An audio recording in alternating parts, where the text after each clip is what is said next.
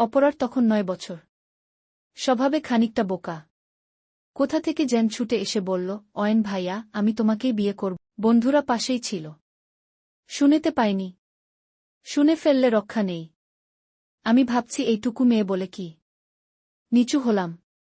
আশেপাশে বন্ধুরা আছে বিধায় ফিসফিসিয়ে বললাম, আমাকেই বিয়ে করবি?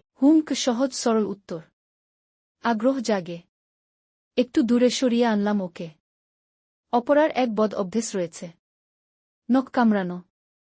যা আমায় বিরক্ত করে। টেনে সরিয়ে দিলাম হাতটা। ফের মুখে তুলতেই চোখ রাঙালাম। এবার দমে গেল। নম্র ভদ্র বাচ্চাদের মতো করে তাকাল। গাল দুটো ফোলা ফোলা। দেখলেই আদর করতে ইচ্ছে হয়।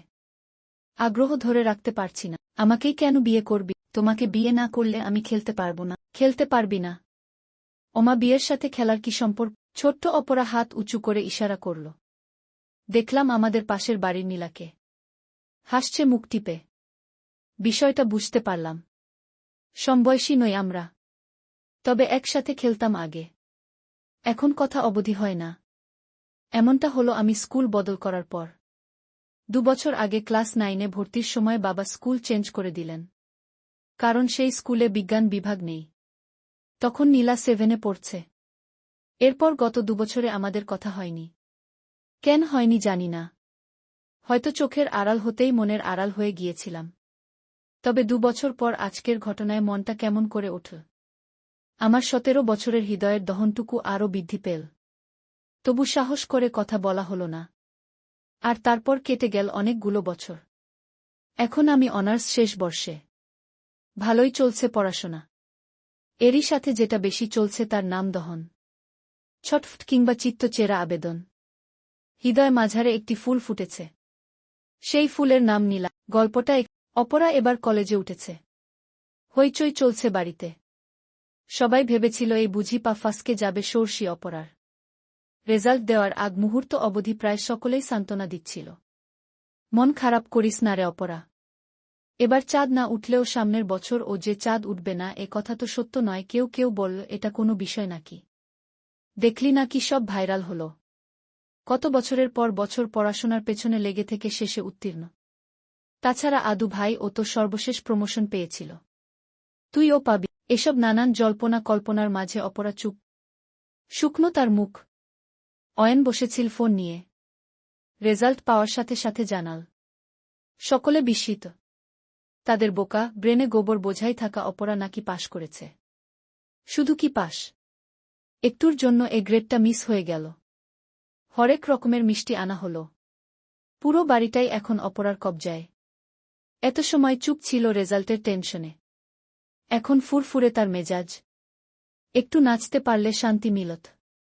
পাড়ার কাকিদের নাকের ডগার সামনে দিয়ে কোমর দুলিয়ে চলতে ইচ্ছে হচ্ছে। তবে সে ইচ্ছে পূর্ণ হল না। দেখতে দেখতে অপরার কলেজের এডমিশনও হয়ে গেল। অয়নের কলেজেই। অয়নের কলেজ আর ভার্সিটি একসাথেই। একটুর জন্য সিট পেল অপরা। নাক ছুঁই ছুঁই বলা চলে। ওর রোল হল সবার শেষে। এই নিয়েও এক বিস্তর হাসি ঠাট্টা। অপরা তখনও চুপ। মাঝে সাঝে নাক ফুলায়। ক্ষোভ থেকে নয়, বরং এটা ওর সহজাত। জুনিয়রদের নবীনবরণে কি পড়বে এ নিয়ে দ্বিধায় পড়ল ২৪ বছর বয়সী টগবগে যুবক অয়ন। একের পর এক পাঞ্জাবি সরিয়ে রাখছে। কোনোটাই মিলাতে পারছে না। চা দিতে এসেছিল অপরা। অয়ন খেয়াল করল। শোনো, এদিকে আয় তো। অপরা এগিয়ে এল। মুখটো রাখল ফুলিয়ে। তা দেখে অয়ন বলল, প্যাঁচার মতো তাকিয়ে আছিস কেন? আজ না তোর নবীনবরণ? যাবি কখন? সে যে গুজে বের হতেই তো ৩ ঘণ্টা। এই তো যাচ্ছি। পাঞ্জাবিগুলো দেখে রাগ হচ্ছে অয়নের। সে বলল, দেখ তো কোনটাতে আমায় বেশি মানাবে। খুব হট লাগবে। মেয়েদের লাইন জেন লাগে। মাথা ঝাঁকাল অপরা। একটু লক্ষ্য করেই একটা সি গ্রিন কালারের পাঞ্জাবি বের করল। ভীষণ সুন্দর এটা। অয়নের দিকে বাড়িয়ে দিতে দিতে বলল, এটা আপনাকে খুব ভালো মানাবে। হেসে ফেলল অয়ন। অপরা অবশ্য এর কারণ জানে না। সে ঠায় দাঁড়ানো। কিছুই বোধগম্য হল না। দেখো, ২-১ বার নাড়াচাড়া করে পাঞ্জাবিটা রেখে দিয়েছে অয়ন। তোর চয়েস কি রে? ব্র্যান্ড সেন্স দেখছি খুবই খারাপ। অপরা কথা বলল না। সে মুখ গোমরা করে চলে এল। ঘটনাটা দিনের মধ্যভাগের। নতুন বান্ধবীরা খুব রিকোয়েস্ট করল শাড়ি পরার জন্য। অপরা নিজেও শাড়ি পছন্দ করে বেশ। সময় কম, চটপট শাড়িটা আয়রন করল সে।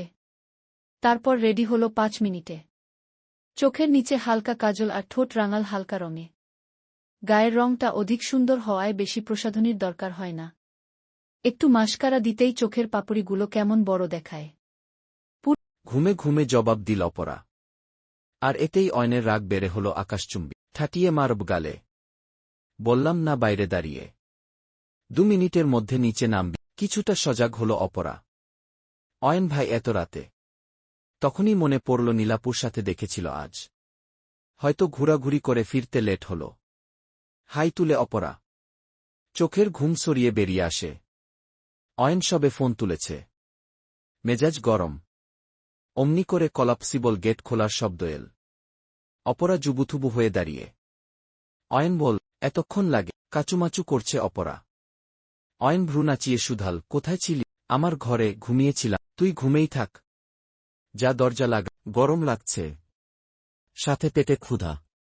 শার্টের বোতাম খুলতে খুলতে অয়ন বলল, খাবার গরম করো। ক্ষুধায় পেটের ভেতর দৌড় প্রতিযোগিতা চলছে। বিনা বাক্যে খাবার গরম করে এনে দিল অপরা। অয়ন হাত মুখ ধুয়ে এসে বসল। ভাত বাড়ার সময় অপরা বলল, ডালের সাথে লেবু দিব নাকি আচার? ফোনে কিছু করছে অয়ন। খুব সম্ভবত চ্যাটিং। অপরা ফের বলল, অয়ন ভাইয়া, আচার খাবেন নাকি লেবু? আচারই দে। বয়াম এনে দিয়ে চলে যেতে নিলেই অয়নের গলা ঘিও। এগুলা কে সরাবে? বোস, খাওয়া শেষ হলে যাবি। এবার রাগ হল অপরার। লোকটা পেয়েছে কি? মগের মূল্যক নাকি শ্বশুরবাড়ি? অনিচ্ছা থাকা সত্ত্বেও বসতে হল তাকে। অয়ন খেল সময় নিয়ে 2-1 এটা সেটা এনে দিতে ও হল। ঘুমের টলে যাচ্ছে অপরা। অয়নের ধমকে উঠে দাঁড়াল। স্টান হয়ে রইল কিছু সময়। নিজের প্লেট অবধি নীল না অয়ন। হাত ধুয়ে এসে সোজা নিজের ঘরের পথে চলে যাচ্ছে। এদিকে অপরার হতবুদ্ধি হারিয়ে ফেলার উপক্রম। অয়নের এটো প্লেটের দিকে তাকিয়ে ওর মনে হল ছেলেটা বুয়ার মতো খাটাল।